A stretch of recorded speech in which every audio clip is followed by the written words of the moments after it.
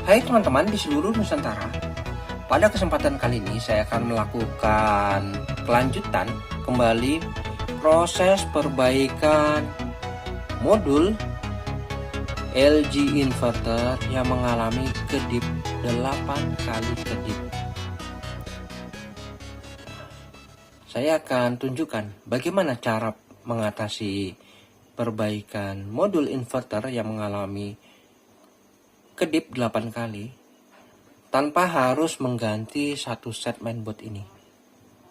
Caranya cukup mudah karena untuk perbaikan ini apabila kita lakukan sendiri pasti bisa ya. Oke, langsung saja bagi teman-teman yang selalu mendukung saya. Kita ketemu lagi pada episode kedua, yaitu proses perbaikan modul inverter yang mengalami kedip 8 kali kedip. Oke, langsung saja. Ini modulnya yang mengalami kode error 8 kali kedip. Ya, saya tes dulu ya. Bagaimana? Saya pasang dulu soketnya nih untuk memastikan kode kedipnya apakah benar 8 kali kedip.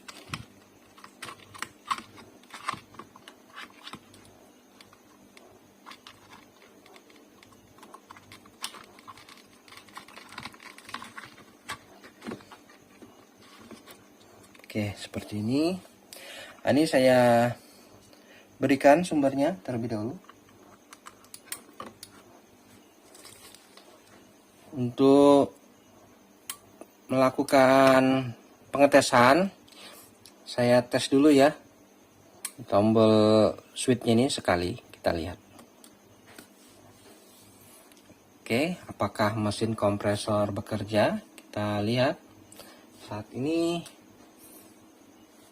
mesin kompresor belum bekerja. Untuk arusnya masih 0 ya, harusnya. Mesin kompresor tidak bekerja. Kita tunggu apakah terjadi kode error pada blok inverternya ini.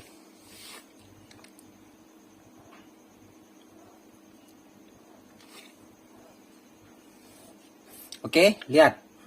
Perhatikan. Terjadi kode error pada blok inverternya sebanyak 8 kali. 1, 2, 3, 4, 5, 6, 7, 8. Ya, 8 kali kedip. Mesin kompresor tidak aktif. Fan bekerja. Nah, ini. Oke, kita langsung saja lakukan perbaikan. Untuk pengukuran, pada video sebelumnya sudah saya lakukan pengukuran, tidak ada masalah pada tegangannya. Ya, oke. Saya cabut dulu.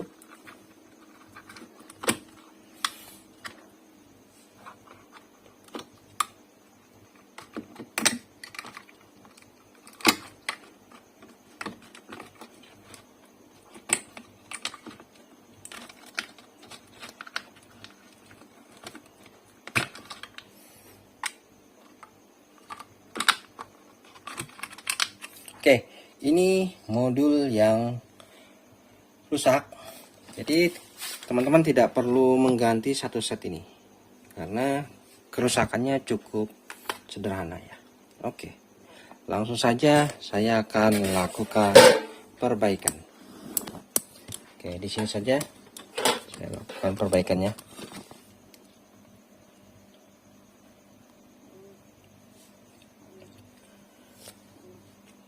Baik teman-teman ya, ini modul yang akan kita lakukan perbaikan.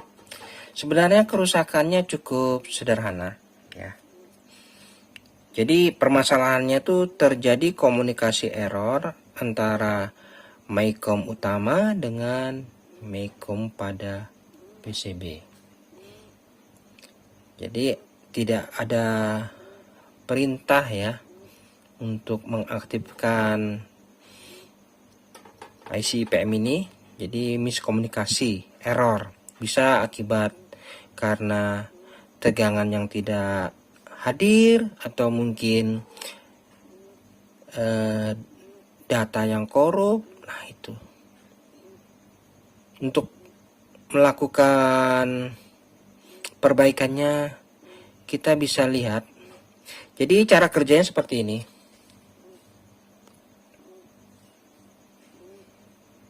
IC ini ya, CPU-nya ini akan memerintahkan IC microcontroller pada IC PM ini untuk bekerja menghidupkan mesin kompresor.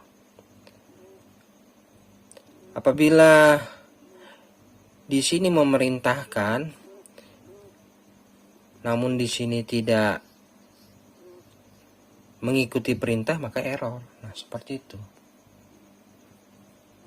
Ternyata setelah saya amati, seperti itu permasalahannya.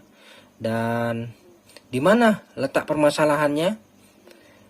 Oke, ternyata permasalahannya yaitu di area ini ya.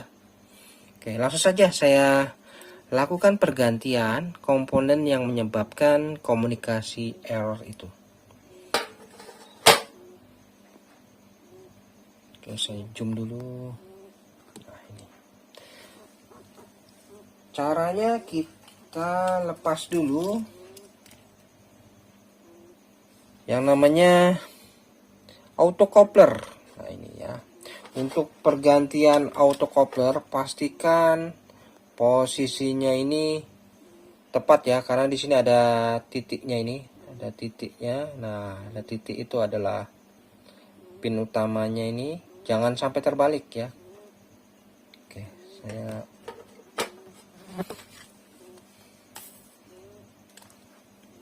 lepas dulu. Caranya cukup mudah melakukan pelepasan ya. Langsung saja kita solder saja ini. Kita berikan timah.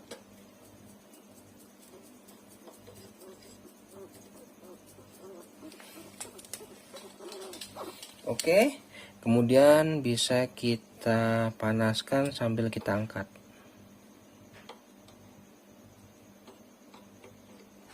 Nah, seperti ini.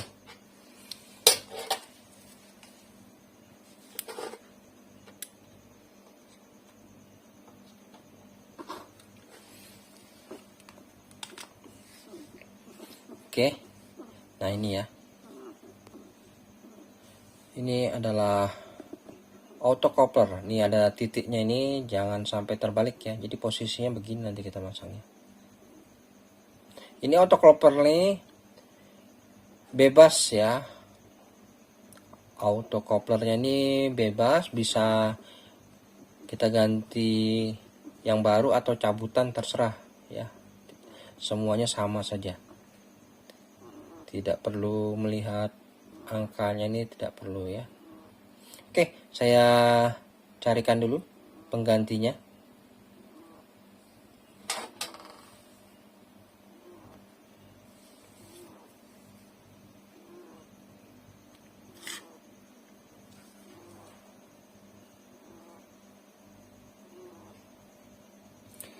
Oke teman-teman, ya saya memiliki autocoupler penggantinya. Nah, ini cabutan aja nih.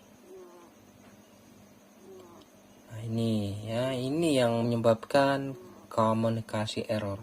Dan ini apabila kita lakukan pengukuran itu normal aja, tidak ada masalah ya, tidak short atau apa. Namun tidak bisa menyampaikan pesan. Ya, oke, langsung saja saya ganti. Nah, caranya cukup mudah proses pergantiannya.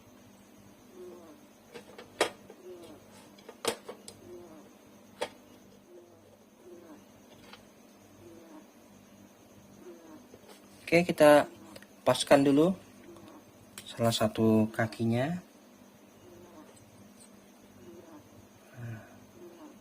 Oke, setelah itu pastikan pin yang lain juga sudah tepat.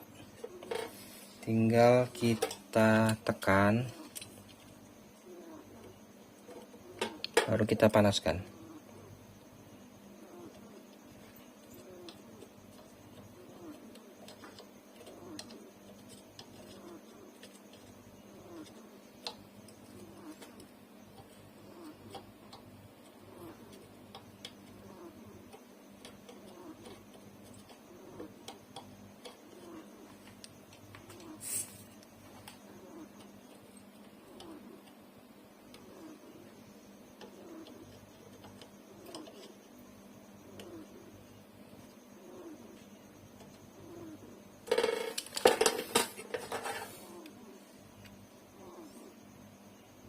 Oke, pastikan ya untuk pinnya ini benar-benar terkoneksi, jangan sampai tidak.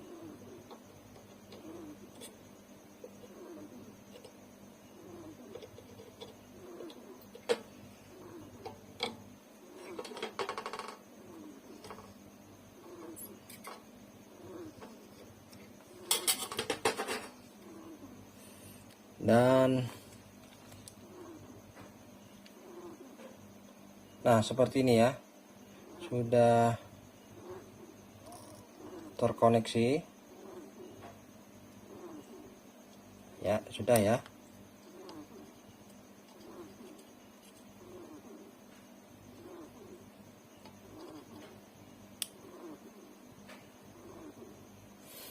Oke, untuk pemasangan autocouplernya sudah selesai.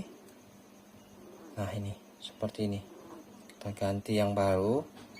Dan ini autocoupler yang lama yang saya anggap rusak.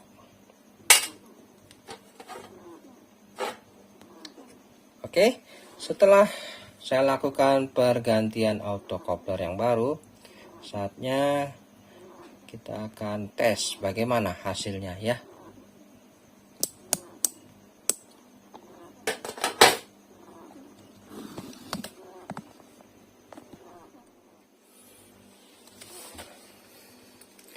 Oke, saya akan langsung lakukan pemasangan. Pengetesan bagaimana kondisinya, apakah bisa berhasil ya.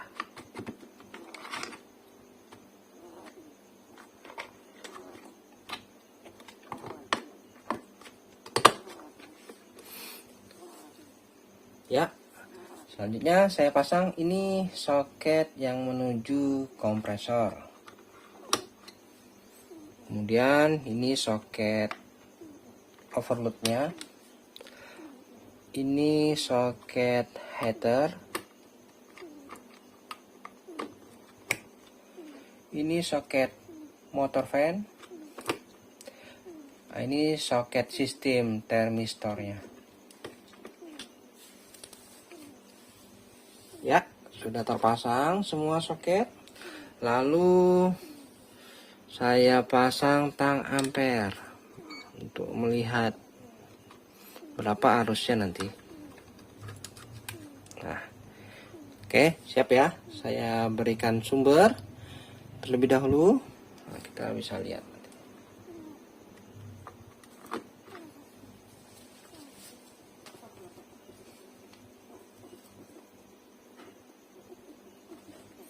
Oke, selanjutnya semua sudah siap ya.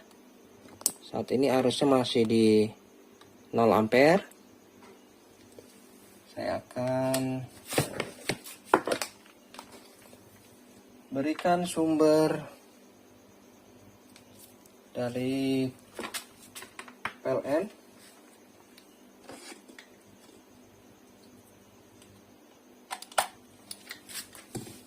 Oke ya. Ini saat ini arusnya masih 0, mesin kompresor belum aktif. Langsung saja kita tekan tombol tes sekali ya. Kita lihat apakah masih error atau tidak ya. Saya tekan sekali. Perhatikan di arusnya ini apakah naik. Oke, arusnya naik ya. Saat ini di 0,3. Terus ini artinya mesin kompresor aktif. Bisa saya rasakan? Ya, bergetar. Oke, teman-teman. Mesin kompresor sudah aktif. Harusnya saat ini di 0,57. Jadi tidak terjadi komunikasi error lagi, teman-teman. Sudah selesai permasalahannya. Nah, ini untuk modul inverternya normal, tidak ada lagi kedip 8 kali yang seperti awal. Nah, cukup mudah ya, teman-teman ya. Untuk proses perbaikannya cukup kita lakukan pergantian autocoupler. Nah, ini namanya autocoupler. Ini ternyata ini biangnya ya, teman-teman. Jadi buat teman-teman yang selalu setia dan memberi support pada konten saya, maka saya akan tunjukkan bagaimana cara mengatasi error kedip 8 kali pada kulkas LG inverter. Oke, ini sudah normal, teman-teman. Saya raba dindingnya sudah terasa hangat. Harusnya di 0,5. Tidak ada lagi kode kedip ya. Dan untuk membuktikannya nanti bisa dilakukan pengetesan dalam beberapa hari. Oke, saya rasa sudah cukup untuk proses perbaikan modul inverter ini ya. Sudah tidak ada masalah, sudah tidak ada kedip. Jadi langsung saja saya rapikan saja.